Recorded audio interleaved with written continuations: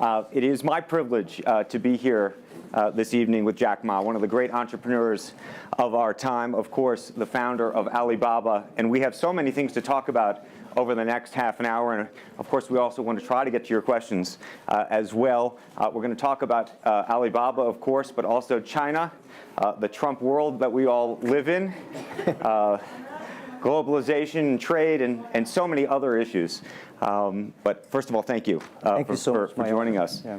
Let me start with this, which is to say that you just spent some time inside Trump Tower and went to go visit with Donald, our president-elect in the United States. Tell us about that meeting.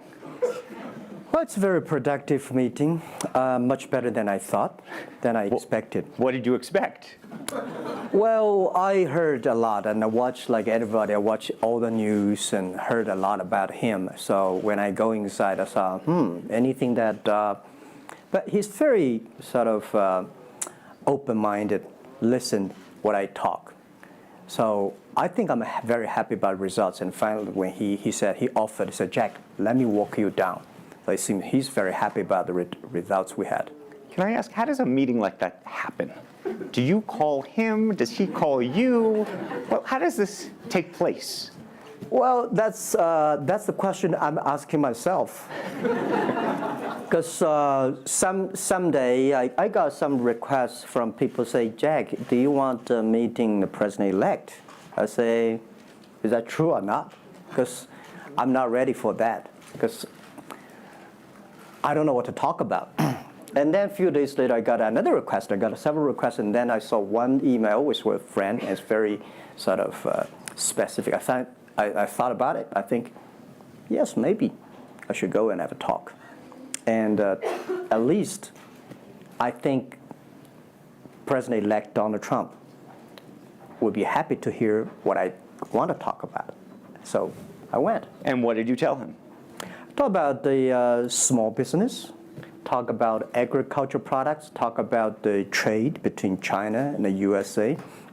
We especially focus on telling about how can we bring the small business in America, sell them to China, to Asia, through our network, which can create a lot of jobs for them. And you committed to create what you say is going to be 1 million jobs in the United States over the next 5 years. Yeah.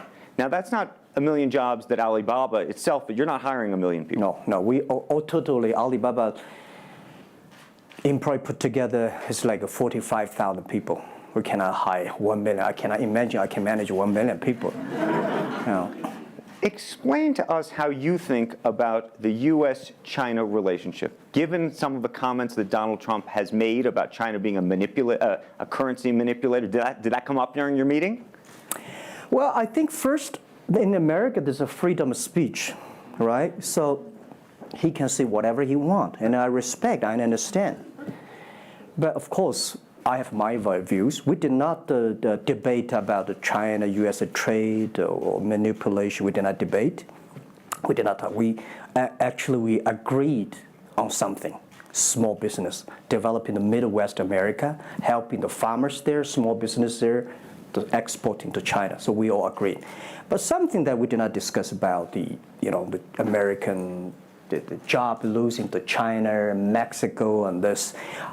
Can I share with you my ideas? Please. Yeah. First, I think 30 years ago, when I just graduated from universities, I heard America had a wonderful strategy. They outsource the manufacturing job, service jobs. They outsource the manufacturer to Mexico and China, outsource the service job to India. There's a book called The World is Flat. Tom Friedman, colleague at the New York Times. And I think it's a perfect strategy. You know, that the Americans said, we just want to control the IP, we just want technology, we just want the brand, and leave the lower-end jobs for the world. Great strategy. And second is that the American international companies made millions and millions of dollars from globalization. The top 100 companies in America. Amazing. I remember when I graduated from university, I tried to buy a beeper, the Motorola beeper. Cost me $250. My pay at that time is $10 a month as a teacher. And the cost of making that beeper is only $8 for a chip. Right. So past 30 years, IBM, Cisco, Microsoft, they made tons of money. The profit they made are much more than the 4 largest banks in China put together, the China Mobile Phone, China Unicom, and whatever you name it, put together. Still, these multinational companies made more money than. So their market cap grew more than 100 times in the past 30 years. But where'd the money go? This is what I'm curious, because as a business people, I always care about the balance sheet. Where's the money coming? Where'd the money go? Past 30 years, the American had 13 wars, spending $14.2 trillion. The money going there. What if they spend a part of that money on building up the infrastructure, helping the white collars and the blue collars? No matter how strategy good it is, you're supposed to spend money on your own people, right? Not everybody can pass Harvard. Like me, they're not good at education, right? We should spend money on those people who are not good at schooling. And the other money, which I'm curious about, is that when I was young, I heard America is bad. Ford and Boeing, those big manufacturing companies. Last 10, 20 years, I heard about is Silicon Valley and Wall Street. The money go to the Wall Street. And what happened? Year 2008. The financial crisis wiped out $19.2 trillion USA alone. They wiped out all the white collars and destroyed 34 million jobs globally. So what if the money is not Wall Street? What if the money spent on the Middle East, Middle West of the United States, developing the industry there? That could be changed a lot. So it's not the other countries steal jobs from you guys. It is your strategy. Okay, but you do not distribute the money and things in a proper way. This is what I. And now we're having a backlash. And that backlash is a rebuke of globalization. And so much of the conversation, frankly, that we have here, and that backlash is happening in the United States. But I will say President Xi was here yesterday. You had lunch with him. And he was quoting Abraham Lincoln. What did you make of that? Well, I would say that globalization is a great stuff. It's the USA, it's developed countries to teach us how to do globalization. I remember 2002 or 1 before China joined the WTO, everybody in China was worried. Me, I was worried. Because what if all the international products come to China, destroy our industry, and we have to lose a job? So convinced China, after 20 years, then you guys are say, this is a terrible thing. I believe globalization is good, but globalization needs to be improved. This is Donald Trump, President-elect, want to solve it, the problems. That globalization, I think, should be inclusive globalization. In the past 30 years, the globalization was controlled by 60,000 big companies. 100 years ago, globalization was controlled by several kings and emperors. What if next 30 years we can support 6 million business doing business across the board? What if in next 30 years we can help support 20 million small business can do business across the board? So this is something which I believe globalization should be inclusive. And do you think that the words of President Xi will happen in reality, which is to say that China has largely acted on its own behalf for many, many years, and now is effectively saying that the U.S. needs to continue acting on everybody else's behalf? Yeah, I think, the world needs some, such a, Mr. Xi yesterday said, it's a wonderful time, it's a bad time, or the worst time. The world needs a new leadership, but the new leadership is about working together. This is what I understand. We do not necessarily need one specific leader to teach us what to do, what not to do. But the world have to partner together. This is what I think. And I think as a Chinese, as a business people, I feel proud for what President Xi said yesterday. As a business person, I want the world to share the prosperity together, to join the force together. As a Chinese, I'm happy about what he committed. Yesterday he said, he speaks like us, takes the responsibility of the second largest economy. As the China's second largest economy, he has to take some responsibility.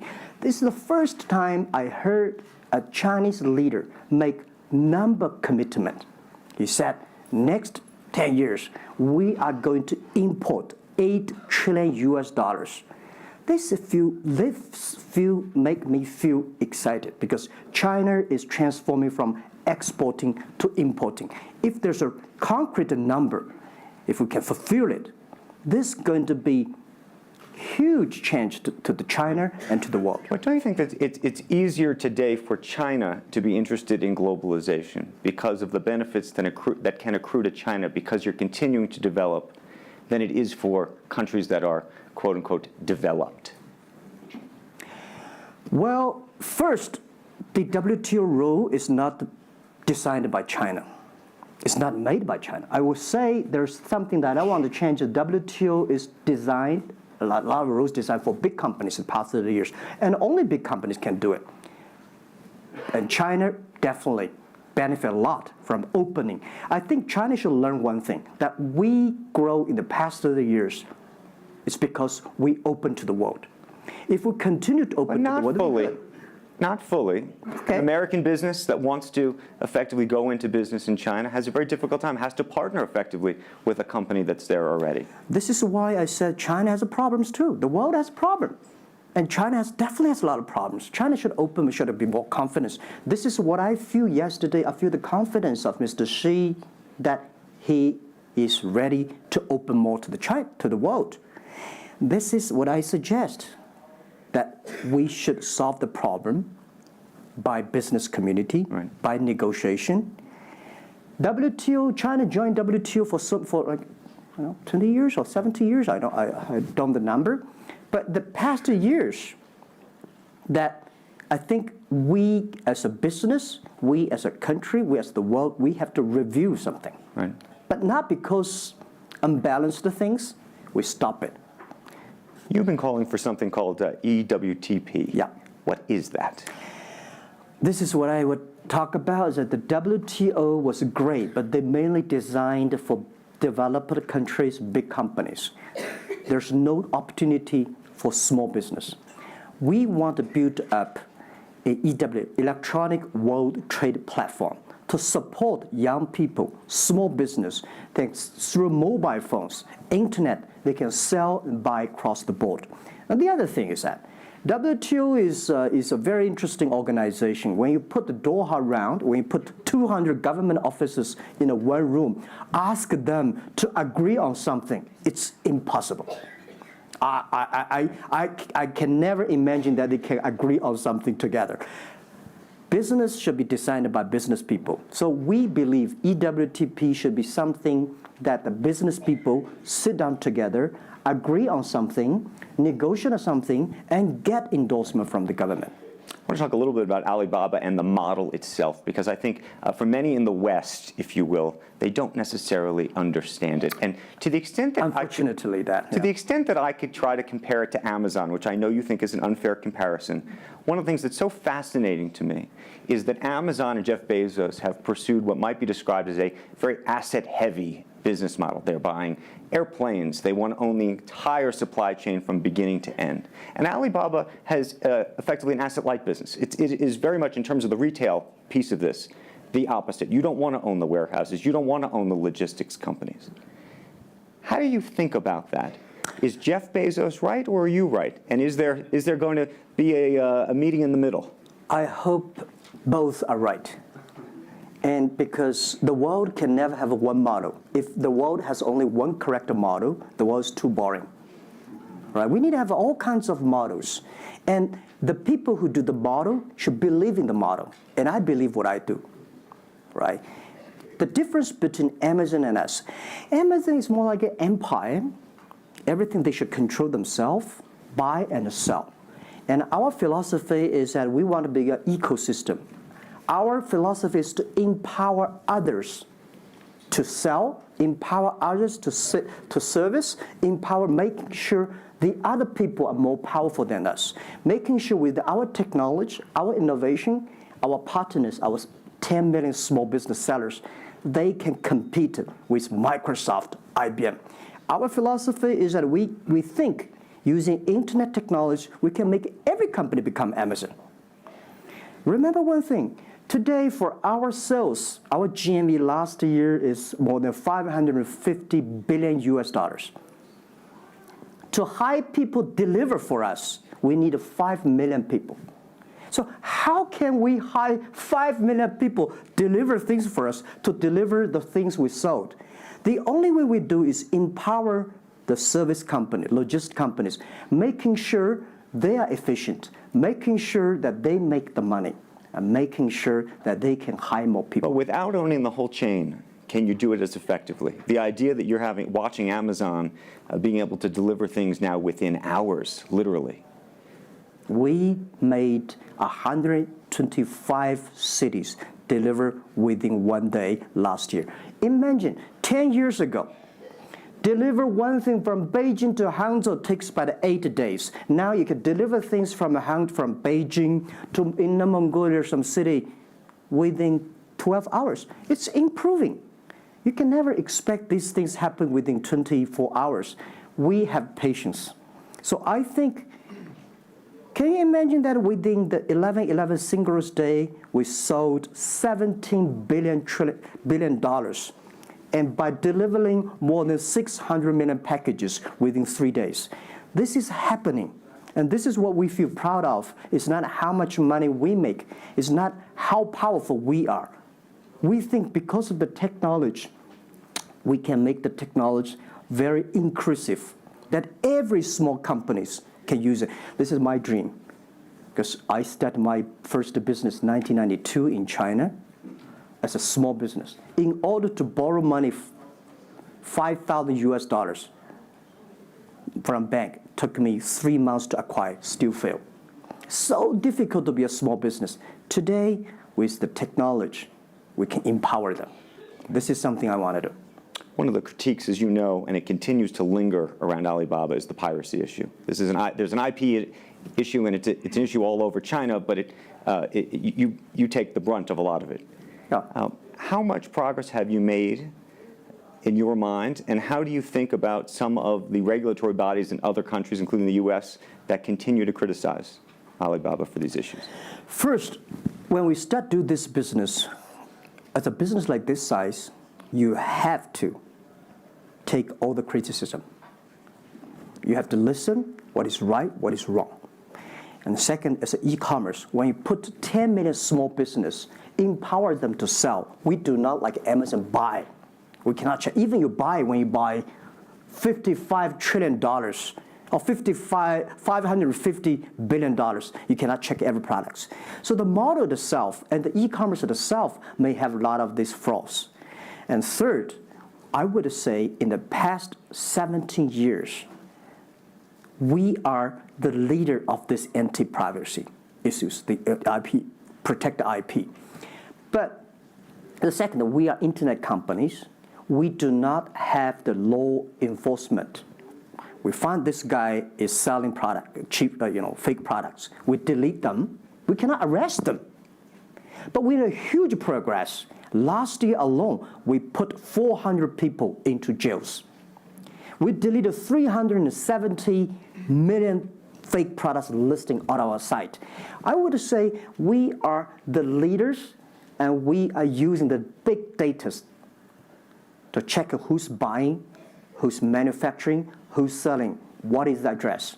So now I'm happy about the whole world, especially China, all the government organization, start to realize the issues. So I would tell you, good thing is that today, when you go to those criminal group, which I call them criminals, those fake products, manufacturers, sellers. You've praised the quality, though, of some of these. I would talk about it later, right? Those criminals said they can go anywhere but not Taobao and Tmall, because using our data, we trace where they are, who they are, what's the address, what the amount. and we will deliver this to the police station and working with them to arrest them. The quality issues is something I want to share with people. It's not about praising the fake products. I want to say that for so many years, those branded companies, you have to be very careful because the fake products, their quality improving is scary. That is the difference between us. Because when you find guys, the people said this is fake, and you have to find people, you have to find a third-party institution to check it is fake or not. We find sometimes the quality is better. And I tell you, another thing is even scary. There's one branded company. He said, we are selling fake products. We check everything. There's nothing wrong. So we say, what is wrong? So we buy the products from his flag shop and deliver to them. They say, it's a fake. You know what I'm saying? Yep. We buy things from the flag shop of this brand and deliver back. It's the fake products, they say. So it's a bit confusing. Right. This is fighting against the fake products. It's the war against the human greediness. It's not easy. You cannot finish it, but you have to continue to fight. And I want to say we put 2,000 people, 1 billion RMB every year fighting against that. It can never finish the war within 2 years. But I'm happy. Whether people criticize me, criticize us, the most important is that we are happy about the progress we made. Right. But if people praise me, so, when people say, Jack, you're wonderful, I know I'm not wonderful, right? Oh, Alibaba's great. We are not great. We are just a 17-year-old company. But when people say, you're doing nothing, no, we are doing a lot of things. But you don't have to argue. You don't have to debate. You do what you believe. One of the things you mentioned was using big data on the piracy side, but the other thing that you're using a lot of that big data to do is provide credit and effectively banking the unbanked. And what's so fascinating to me, and I hope you'll share it, is we've talked about the Sesame credit. Yep. How you are able to use big data effectively to figure out who deserves credit and who doesn't in a marketplace where some of these people had no credit history before. Okay.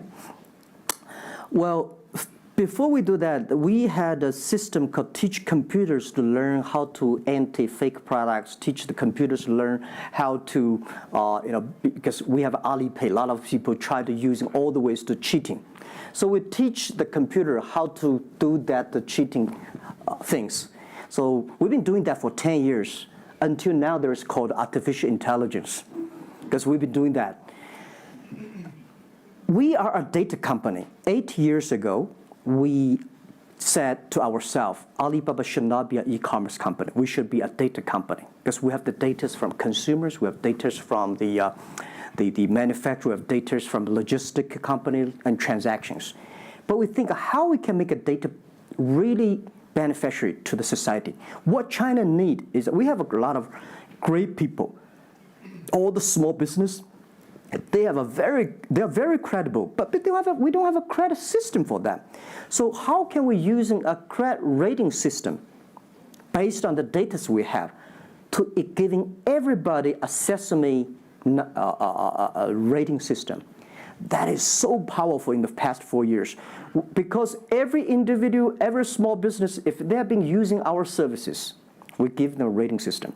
So we're giving loans in the past 5 years. We're giving 5 million business loans. They only borrow $5,000. 3 minutes, we can decide whether we should give you money, how much you want to give. Within 1 second, the money will be in your account. And 0 people touch, so we call it 310. And even today, the Sesame rating system become people dating. The mother-in-law want to say, hey, you want to dating with my daughter? Show me your rating system of the Sesame card. So it's so funny. We go to people want to rent a car, people want to rent a bicycle. They will say, show me your Sesame cards. Good. Because if they do not pay back, if they do not fulfill, the rating system is going to low down and they can never rent a house. This is what we want to build up, the system. That if you sell or buy fake products, the Sesame cards will show. I'm going to open it up to questions, but a final one from me. There's been a lot of speculation that you're going to get into the business of Hollywood. Your name has appeared, Alibaba Group, at the beginning of a couple of big films recently. What is the ambition for Alibaba in the entertainment world? The beginning was like this. Several years, every 5 years, we have a review for our strategy. Now, our strategy is always to look at the 30 years and 10 years. And every strategic decisions we make, we have to ask one question. Did this decision we made solve society problem? Because we believe the bigger social problem you solve, the more successful you are. So if we do this cannot solve any social problems, we don't do it. Second, is this project is going to be successful in 10 years? If it's going to be successful in 10 years, let's do it. If it's going to be successful in 1 year or 1 month, normally I would say, forget about it. Because why you can be successful in 1 year or 1 month? So we all have to put pen on. And 5 years ago, we had a big debate about 10 years later, 20 years, what are the things that China society and the world want? So we say happiness and health. 2H strategy. So happiness and health. We believe Hollywood, the movie industry, bring people happy. Because today, nobody's happy. Rich people not happy, poor people not happy, At least when I watch a movie, I feel happy about it, right? So I think we should partner with the Hollywood, especially like a lot of, we have a different way of living. In China, the movie, we have a lot of heroes. But China movies, heroes always dead. The American movie hero never die. If all the heroes die, who want to be the hero? So my movie, I want to make the hero live. Right, so this is, I think we should learn a lot. And it's only about 2 years, so we have another 8 years to go. I want to make our company that it's not e-commerce. It's something that giving people inspirations. Giving people, because I learn a lot. For example, I always say that my favorite movie, Forrest Gump. Life's tough. This is I learned, and that inspired me. That is why when people call me crazy, stupid in the past 17 years, you're crazy, you're doing something never work. You're stupid, how can you do that model? Amazon this model, eBay this model, why Alibaba this model? I told myself, Forrest Gump said, go ahead.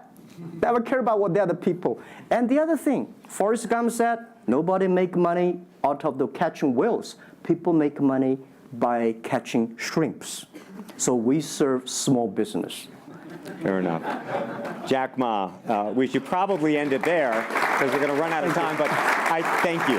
Thank you so much for the conversation. I promised we'd sneak in a question or two, and we literally have 2 minutes, and they're going to get upset with me. If you have a question, and we're going to, I got to beg you to do it within literally, a second. So go for it right there. Okay, I'm not going to say that China and the US is going to have a trade war, but if the Trump administration gets tougher on China in terms of trade agreement, is that going to hurt Alibaba? Well, I don't think so. I think China and the US should never have a trade war. We'll never have a trade war. And I think we should give President-elect Donald Trump some time. And he's open-minded. He's listening. And I think the war, it's so easy to launch a war. But it's so difficult, almost impossible sometimes to terminate a war. Iraq war, Afghanistan war, is that finished? No. Trade war. I believe one thing. When trade stops, the war starts. Trade is something that people start to communicate. Trade is something people exchange culture and value. And I will be happy if China and USA agree on something and Alibaba business model destroyed. I would destroy Alibaba model by stopping the war between. Because how can you imagine the first largest economy of the world, second largest economy of the world, have a trade war? It's going to be a disaster for two countries and for the world. If anybody can do something to stop it, do anything to stop it. Did you have a reaction to Trump and the situation with Taiwan and how he's thinking about that? Well, Taiwan, I think this is not something about government. This is not something about business. It's something about people. If the Taiwan issue is the population, if you do Taiwan issue, it's like against 1.4 billion people. So this is another issue. So we're talking about trade, we're not talking about Taiwan. Very politic. Let's take one final question if we can. I think we can steal one more in. Yes, sir, right there. I'm not a politician. I try to This speak is like me, this. a credit store. How do you assure you are not messing up with people's life and you are not dictating the whole, credit kingdom or the system? Because now you are the decision makers, you are the rule makers. Okay. First, I'm not sure. People say, oh, this is uncertain world. Every day is uncertain. The only certain day was yesterday. I'm not sure about that in the future I will dictate, I will be stupid. That's why I should retire early when I'm young. That is why I have a lot of things that I dream I want to do. I want to do philanthropy, I want to be a teacher, I want to go back to school, I want to do the environment. And the world is so wonderful. Why should I be the CEO of Alibaba all the time? I'm coming to this world not to work. I want to come to this world to enjoy my life. I don't want to die in my office. I want to die on the beaches. It's a wonderful message. Jack Ma, thank you for the conversation. Well, can I say one last thing? Yes, please, please.